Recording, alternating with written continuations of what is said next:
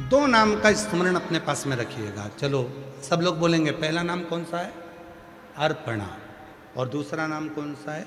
तिलकेश्वरी। दो पार्वती जी के जो जो दो नाम हुए हैं ये बड़े विशेष हैं। एक अर्पणा नाम, कभी कभी कोई बच्चा शरीर से कमजोर है, बहुत ज्यादा, उसका शरीर उठता है, खड़ा होता है, गिर जाता है, पाँव काम नहीं कर रहा है, हाथ काम नहीं कर रहा, शरीर से बहुत दुर्बल है, बहुत कमजोर है, बहुत ज़्यादा कमजोर। तो शिव महापुराण में अर्पणा नाम की महत्वता कही है। सप्त बेलपत्र के कमल बनाना है, थोड़ा समझिएगा। सप्त बेलपत्र का कमल दल बनाना है। सप्त बेलपत्र का कमल दल कैसे बनेगा? जैसे सारी डंडियों को एक साथ कर लो और फिर उसको फैला लो, उसको सप्त बेलपत्र को चारों तरफ कमल दल जैसा, समझ में आ रहा है ना? उस पहले बेलपत्री को सब इकट्ठी कर लो, एक के साथ एक, 7 बेलपत्र एक के ऊपर एक रखकर इकट्ठी करो, और एकत्रित करने के बाद उन बेलपत्र को चारों तरफ, डंडी बीच में हो और पत्तियों को चारों तरफ घुमा लो, उसको 7 बेलपत्र को कमल दल बना लीजिए। और अर्पणा माँ जगत जननी अर्पणा माता के नाम से किसी भी शिवालय में, माता के नाम से किसी भी शिवालय में प्रदोष के समय पर, प्रदोष काल में उसको समर्पित कर दो। 7 ही चावल के दाने उस पर समर्पित कर दो, 7 चावल के दाने और 7 बेलपत्र वापिस लेकर आ जाओ।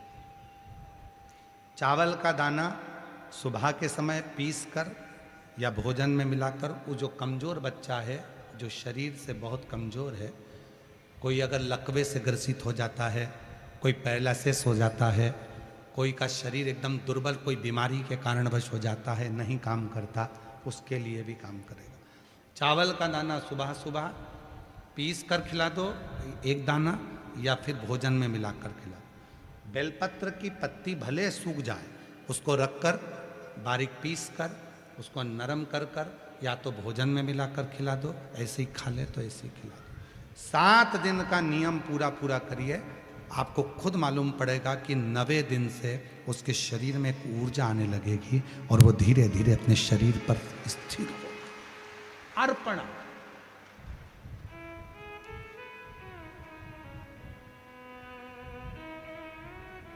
मां जगत जननी अर्पणा हो गई थी, और जब पूर्ण तरह से मां अर्पणा हो गई तब भगवान देवादिदेव महादेव उसी जगह पर प्रकट हो जाता। हाथ की अंजलि में मां अर्पणा के 7 बेलपत्र हाथ में रह जाती है, और मां पार्वती की सहेली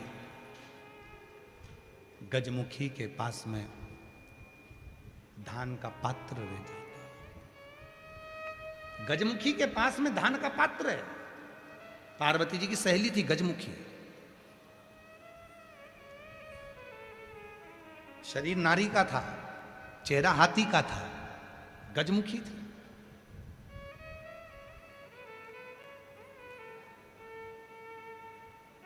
गजमुखी के पास में पात्र है, उसमें धान है, धान हाथ में रह गया। 7 बेलपत्र मां जगत जननी जगदम्बा के हाथ में रह गई और शिव प्रकट हो गए। अर्पणा, क्या चाहती हो? आपके लिए ये शरीर ऐसा हो गया, इस शरीर को शुद्ध कर दीजिए। शिव जी ने तुरंत मां जगत जननी को दर्शन देकर, और जो शरीर पूर्ण कमजोर था, दुर्बल था, काला था, शरीर बहुत बहुत हड्डी का ढांचा हो गया था, मेरे शंकर भगवान ने दर्शन देकर, स्पर्श कर कर अर्पणा को फिर वापिस स्वस्थ कर दिया। तो अर्पणा, अर्पणा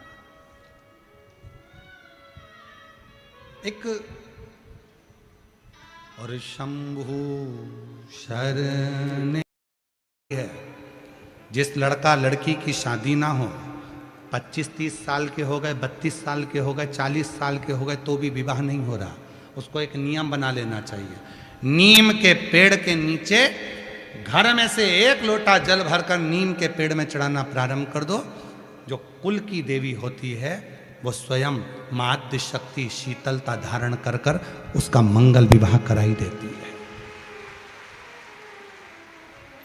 यहाँ तो ठीक है, अपन लोग इधर राजस्थान और मध्य प्रदेश और उत्तर प्रदेश और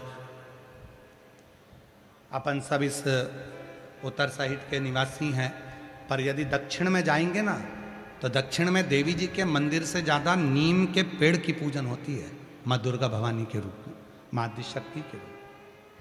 माँ नीम के पेड़ को ही देवी माना जाता है, नीम के वृक्ष को ही माता माना जाता है। माता की पूजन ही नीम के वृक्ष पर। भले 25 साल हो गए, 30 साल हो गए, 35 साल हो गए, 40 साल हो गए, विवाह नहीं हो रहा है, रोज एक नियम बनाओ। शंकर जी के मंदिर तो जाते ही हो जल चढ़ाने के लिए, 1 लोटा जल और ले जाओ, नीम के पेड़ में डाल के आओ, मंगल विवाह के लिए। देवी को क्या प्रिय है, माता रानी को क्या प्रिय है, शिव जी को क्या प्रिय है, शंकर भगवान को 1 लोटा जल, उसी तरह माता को भी 1 लोटा। अभी नवरात्रि चल रहा है, आप में से कई माताएं ऐसी होंगी जो माता रानी के मंदिर जाती होंगी, एक थाली में पीतल की मूर्ति रख देते होंगे, उसमें जल चढ़ाती होंगी। कई माता ऐसी होंगी जो जल चढ़ाने के लिए माता के मंदिर जाती होंगी अभी नवरात्रि में। आप में से कई माता ऐसी होंगी जो शीतला सप्तमी के दिन माता को 1 लोटा जल चढ़ाने के लिए जगत जननी के मंदिर पहुंची होंगी शीतला सप्तमी पर, शीतला अष्टमी पर गई होंगी।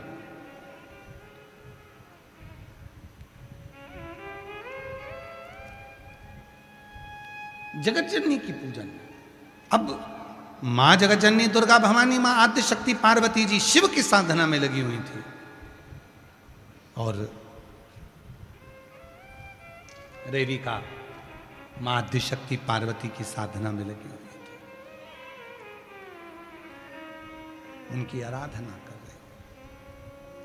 और मन मेरा मंदिर आंखें दिया बाती, होठों की है तालियां, बोल फूल बाती, रोम रोम जीवा तेरा नाम पुकारती, आरती हो मैया शेरा वाली है माँ तेरी आरती, जोता वाली है माँ तेरी आरती। माँ आद्य शक्ति की आराधना कर। रेविका दुर्गा भवानी की साधना में लीन